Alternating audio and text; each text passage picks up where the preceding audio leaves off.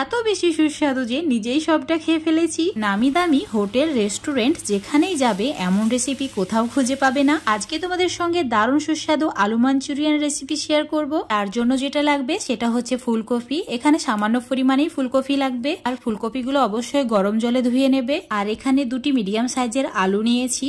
তোমরা এখানে আলুর পরিমাণটাও নিজেদের প্রয়োজন বুঝে বাড়িয়ে বা কমিয়ে নিতে পারো। একটা গ্রেটারের সাহায্যে গ্রেট করে নিতে হবে, তারপর জলে এইভাবে রেখে দিতে হবে যাতে স্টার্চটা সম্পূর্ণ বেরিয়ে যায়। আর একইভাবে ফুলকপির টুকরোগুলোকেও গ্রেট করে নিতে হবে। তো একদম ছোট যে ফুটোটা আছে সেটা দিয়ে গ্রেট করে নিয়েছি। ফুলকপিগুলো আলুর মধ্যে দিয়ে দেওয়ার পর একসঙ্গে ভালো করে এইভাবে কুচলে ধুয়ে নিতে হবে। তারপর একটা সুতির কাপড়ে এইভাবে জল সহ ফুলকপি আলুটাকে রেখে দিতে হবে। আর হাত দিয়ে একদম চিপে যতটা পারবে জল বের করে ফেলতে হবে। তো একদম চিপে চিপে সম্পূর্ণ জলটা বের করে নিচ্ছি। তোমরা এখানে যে কোনো নেট বা সুতির কাপড়